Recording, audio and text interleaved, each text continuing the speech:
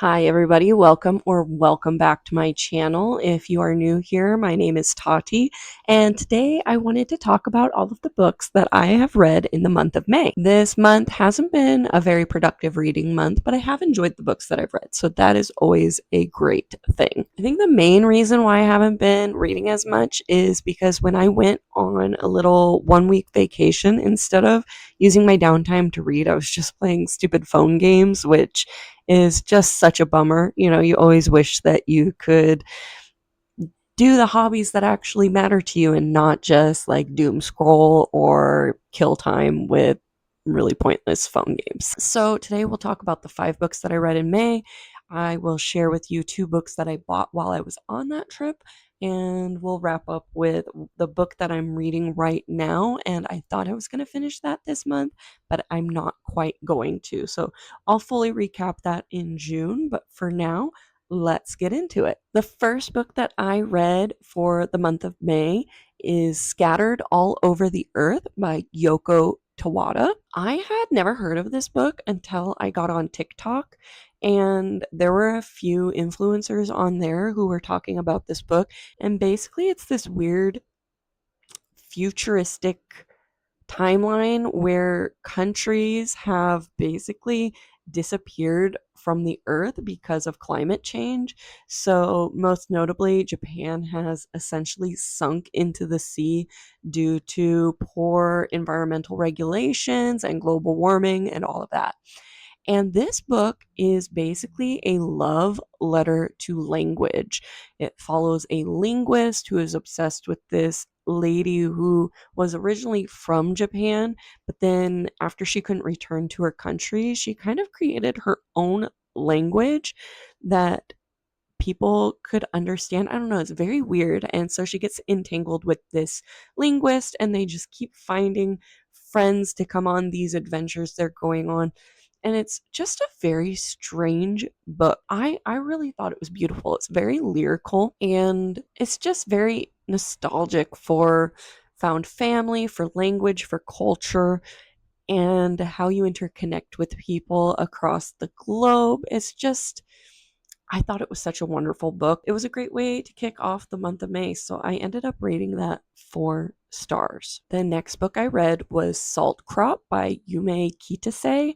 That is also a dystopian climate fiction futuristic story where global warming has caused massive flooding, but more notably in that plot line, there has been this blight on crops across the globe, causing famine and food shortage and all of that. In the midst of all of this family who has these 3 sisters, one of the sisters goes missing. There are some questions about, is this corporate sabotage? Like, is the company that she is working for responsible for her going missing? So her sisters decide to take sail on the oceans to find her in this old ship that they kind of put together when they were kids. And it's this sweeping tale of adventure on the seas and in these different cities and exploring new areas. And there's definitely this plot line of like evil corporations and corporate espionage and things like that. But I will say this book was lacking something for me. It just kept being going from like point A to point B without me really caring about what was actually happening or the characters. Also, there were these weird dialogue moments where instead of like you getting the full conversation, the author would like summarize the conversation, and it just didn't work for me. It wasn't very consuming. It didn't pull me into the story. Also, this is a really good example of tell not show. You're supposed to show don't tell, but this was so much telling. I ended up rating this 3 out of 5 stars. It wasn't bad, but it wasn't great. All right, after Salt Crop, I finally decided to read Heated Rivalry by Rachel Reid, and I am smiling because I did, in fact, love it, which really shocked me. I'm not proud of the fact that I think I'm a bit of a snobby reader. I say that I'm not proud of it because I really don't like that. I like it when people are open to reading books out of their comfort zone. I think everyone has room in their life for palate cleansers, and if that's what you prefer to read for escapism or whatever your reasons may be, like more power to you. I just hate when people are snobbish about what they read and make that their whole identity. That is one of the reasons why I picked up Heated Rivalry. I actually wasn't expecting to love it because I don't typically love romance novels. I think a lot of them are lacking in depth and they're just a little bit too cheesy. And so I read them more as palate cleansers rather than something that I really think I'm going to enjoy. And let me tell you that Heated Rivalry was a shocking surprise to me how much I loved it, especially because right at the beginning of the book, the smut or the romance, the spice scenes start, and they start so quickly. And I am not a fan of insta love, which this is not insta love, but it just the first few chapters I was like, "Oh, I don't know about this. This is all happening too quickly and this whole book is just smut."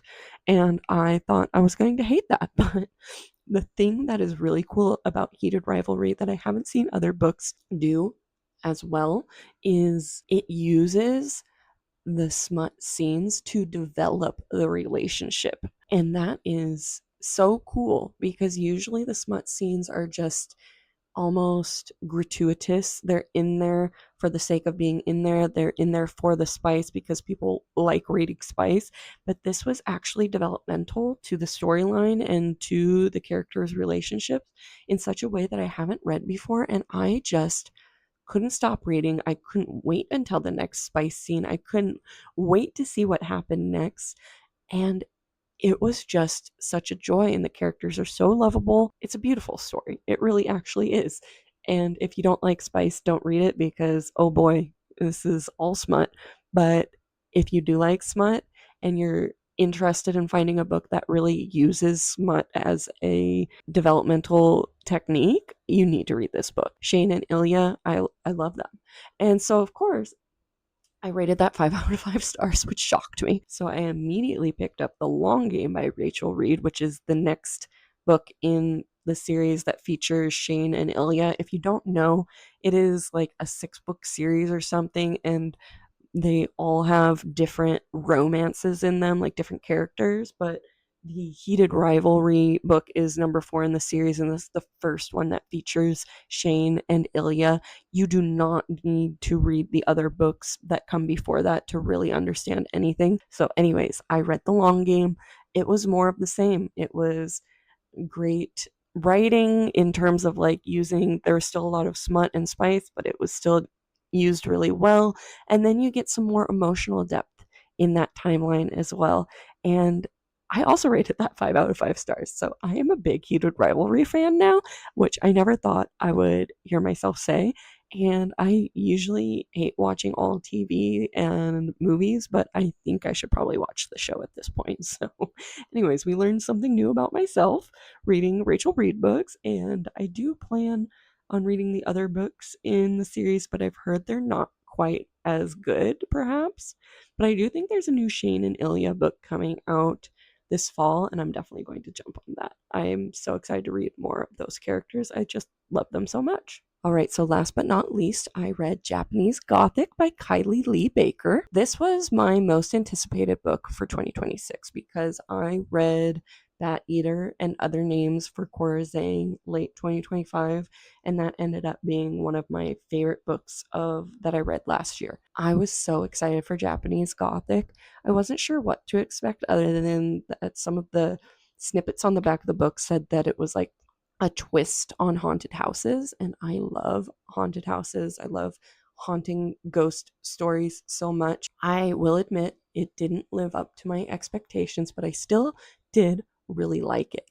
It takes place in this samurai house. There are these 2 different timelines and these 2 different characters. They end up connecting with each other through almost like a portal in the house, like their timelines connect, and both of them have these really dark plot lines and like family dramas and whatnot going on. So there's a bit of mystery on one character's end because they're from the past. So the mystery there is like what happened to them and their family before the present family moves in. And then that character has some mystery involved with a missing family member and things like that.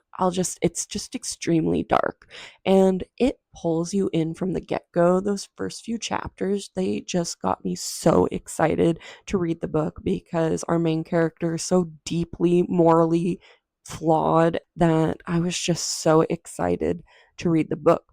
But there was just, I don't know what was happening that after the first like 25% of the book, I wasn't that hooked. I think it's because after that first quarter, you lose a little bit of the like spooky haunted house feeling.